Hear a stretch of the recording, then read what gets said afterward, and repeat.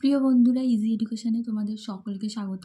আজকে মূলত আমি তোমাদের সাথে আলোচনা করব, তোমরা যারা 25-26 সেশনে একদম নতুন ব্যাচ রয়েছো, যারা রাষ্ট্রবিজ্ঞানের উপরে এমএতে ভর্তি হয়েছো ফার্স্ট সেমিস্টারে, রবীন্দ্রভারতী ইউনিভার্সিটি থেকে ডিস্টেন্সে এমএ করছো। অনেকেই এমন রয়েছো যারা হয়তো এর পাশে কম্পারেটিভ এক্সাম দিচ্ছ বা তাদের অন্য কোনো প্ল্যান থাকে, তাই জন্য ডিস্টেন্স মোডে অনেকেই যায়। তো ডিস্টেন্স মোড মানে এরকম ভেবো না যে এখানে পড়াশোনা খারাপ হয় বা পরীক্ষার প্রশ্ন সহজ আছে, তা কিন্তু একদমই নয়। প্রশ্নর লেভেল কিন্তু খুবই কঠিনই আসে। তোমাদেরকে ভালোভাবে ডিটেলসে যদি তোমরা না পড়ো, তাহলে কিন্তু কোশ্চেনগুলো অ্যাটেম্প্ট করা খুবই তোমাদের জন্য কঠিন হয়ে যায়। তো আজকে আমি তোমাদেরকে দেখাবো, তোমাদের তো ফার্স্ট সেমিস্টারে 5টা পেপার রয়েছে। সিলেবাসটার দিকে যদি তোমরা তাকাও, তো পেপার 5টা তোমাদের হচ্ছে সিসি 1.1, 1.2, 1.3, 1.4 আর 1.5। এই 5টা পেপার তোমাদের পরীক্ষা দিতে হবে। টোটাল একটা পেপার 50 নম্বরে পরীক্ষা হবে। তোমাদের লিখিত পরীক্ষা দিতে হবে 40-এ, আর 10-এ তোমাদের হচ্ছে ইন্টারনাল অ্যাসেসমেন্ট থাকবে। তো আজকে তোমাদের যে first paper CC 1.1 enlightenment and critics, তার সাজেশান নিয়ে আলোচনা করব। তার আগে তোমাদের একটা বিষয় সম্পর্কে আমি জানাতে চাই যে তোমাদের 1 মার্চ থেকে ফার্স্ট সেমিস্টারের রাষ্ট্রবিজ্ঞানের এমএ যারা করছো, তাদের জন্য একটা পেড ব্যাচ চালু হতে চলেছে। বিগত বছরে অনেক স্টুডেন্ট যারা আমার সাজেশান বা ক্লাসের ভিত্তিতে, তারা কিন্তু 70 বা 80% নাম্বার এমএতে পেয়েছে। তো তোমাদের জন্য তোমরা যারা নতুন স্টুডেন্ট রয়েছে, তোমাদের জন্য একটা ক্লাসের ব্যবস্থা আমি করছি। খুব বেশি না, তোমরা যদি অন্য জায়গায় খোঁজ নিয়ে দেখতে পারো। এমএতে কিন্তু কখনোই খুব অল্প মূল্যে কোথাও কোচিং পাওয়া যায় না। কেউ 1000 টাকা, কেউ 800 টাকা এরকম ফিস নেয়। কিন্তু তোমাদের জন্য আমি যে ব্যাচটা আনছি এবং ক্লাসের ব্যবস্থাটা করছি, যেটা শুরু হতে চলেছে কিন্তু 1 মার্চ থেকে, তোমাদের বেশি না, মাত্র 500 টাকা করে লাগবে। আর 6 মাস, তোমরা তো জানো 6 মাসের সেমিস্টার। তো এই 6 মাসের মধ্যে কিন্তু ফুল সিলেবাস কভার করা হবে এবং প্রত্যেকটা টপিক ভালোভাবে ডিটেলসে বুঝিয়ে, এবং তোমাদের প্রথম থেকেই কিন্তু যে প্রশ্নগুলো তোমাদের পরীক্ষার জন্য ইম্পর্টেন্ট, সেগুলোর উপর বেশি ফোকাস করা হবে। তো সাজেশান দেখো, তোমরা এত তাড়াতাড়ি সাজেশানটা পেয়ে যাচ্ছ, এই অনুযায়ী পড়াশোনা চালু করতে পারো। আর এছাড়াও আমি তো ব্যাচটা চালুই করছি। সেখানে যারা জয়েন হতে চাও, আমি কমিউনিটিতে একটা কিউআর কোড দেবো, সেখানে স্ক্যান করেও তোমরা জয়েন হয়ে যেতে পারো যারা কোচিং সেন্টার নিতে চাইছো। আর এছাড়াও আমি লিঙ্কটাও দিয়ে দেবো।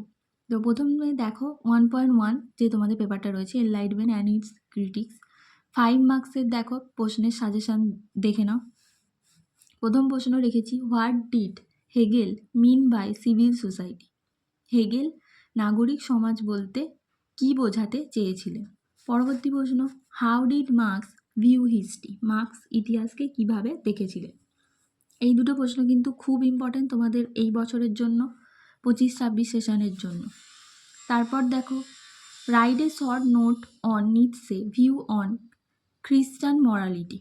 খ্রিস্টীয় নৈতিকতা সম্পর্কে নিটসের দৃষ্টিভঙ্গি সম্পর্কে একটি সংক্ষিপ্ত টিকা লিখুন। How did Rorty view human nature? Rorty মানব প্রকৃতিকে কিভাবে দেখেছিলেন? এটাও কিন্তু তোমাদের জন্য খুব গুরুত্বপূর্ণ। Explain Hegel's conception of the freedom. হেগেলের স্বাধীনতার ধারণা ব্যাখ্যা করো। Write the basic features of the European enlightenment. ইউরোপীয় আলোকপ্রাপ্তির মূল বৈশিষ্ট্যগুলো উল্লেখ করো। পরবর্তী প্রশ্ন, describe the view of enlightenment from Foucault's perspective. ফুকোর দৃষ্টিতে আলোকপ্রাপ্তির বর্ণনা দাও। What are the relations between enlightenment and modernity? আধুনিকতার সাথে আলোকপ্রাপ্তির সম্পর্ক কী? এটা তোমাদের পড়ে নিতে হবে। তো এই 8টা প্রশ্ন আমি তোমাদের 5 মার্কসের জন্য রেখেছি। খুব বেশি প্রশ্ন কিন্তু সাজেশনে রাখিনি। এই 8টা প্রশ্ন করলেই তোমরা এখান থেকে কমন পেয়ে যাবে। দেখো, হিউজ সিলেবাসের মধ্যে মাত্র 8টা প্রশ্ন তোমরা পেলেই কিন্তু কমন পেয়ে যাচ্ছ। তাহলে বুঝতেই পারছো সাজেশনটা কতটা কোশ্চেন পেপার ঘেটে প্রিভিয়াস ইয়ার্স কোশ্চেন দেখে বানানো। এরপর দেখো 15 marks, how did enlightenment influence Europe discuss fully? আলোকায়ন কিভাবে ইউরোপকে প্রভাবিত করেছিল সম্পূর্ণ আলোচনা করুন। Was Rousseau an anti enlightenment thinker? Rousseau কি একজন আলোকায়ন বিরোধী চিন্তাবিদ? Explain Kant's idea on moral autonomy. নৈতিক স্বায়ত্তশাসন সম্পর্কে কান্টের ধারণা পরীক্ষা করো। পরবর্তী প্রশ্ন, discuss Foucault's critique of enlightenment with reference to Kant is what is enlightenment. কান্টের what is enlightenment এটা হচ্ছে কান্টের লেখা একটা প্রবন্ধ। এই প্রবন্ধের আলোকে ফুকোর আলোকপ্রাপ্তির সমালোচনা, ব্যাখ্যা ও আলোচনা করুন। পরবর্তী প্রশ্ন দেখো, discuss Marx view on modernity. আধুনিকতা সম্পর্কে মার্কসের দৃষ্টিভঙ্গি আলোচনা করুন। Discuss the concept of state of Hegel, মানে হেগেলের রাষ্ট্র সম্পর্কিত ধারণাটি আলোচনা করুন। এটা কিন্তু এই বছরের জন্য খুব important.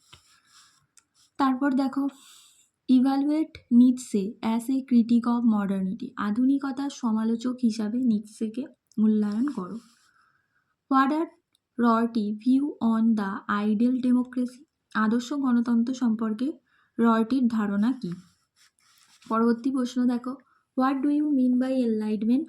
Compare Foucault and Rorty as critique of enlightenment rationality. আলোকায়ন বলতে আপনি কী বোঝেন? ফুকো এবং রয়টির আলোকপ্রাপ্তি বিষয়ক সমালোচনা যে ছিল তার তুলনামূলকভাবে আলোচনা করো। Do you think Kant brought a revolution similar to Copernicus in the world of ethics? আপনি কি মনে করেন নৈতিকতার জগতে কান্ট কোপার্নিকাস সুলভ বিপ্লব এনেছে? এই ছিল তোমাদের 15 নম্বরের কিন্তু বড় প্রশ্ন। 5 মার্কস আর 15 মার্কস, 4টে করে প্রশ্ন আসে পরীক্ষায়, 2টো করে তোমাদের লিখতে হয়। আর যে ব্যাচটার কথা বললাম, যারা যারা জয়েন হতে চাইছো তারা কিন্তু কমেন্টে একটু জানিও। 1 মার্চ থেকে কিন্তু ব্যাচটা চালু হবে। খুব বেশি তোমাদের পরীক্ষার সময় দেয় না, এই 6 মান্থ 6 মাসের সেমিস্টার এরকমই টাইম দেয়। যেহেতু তোমাদের এই 25-26 সেশনটা একটু দেরি করেই অ্যাডমিশান চালু করেছে, তোমাদের পরীক্ষাটা হয়তো একটু পিছিয়ে দিতে পারে।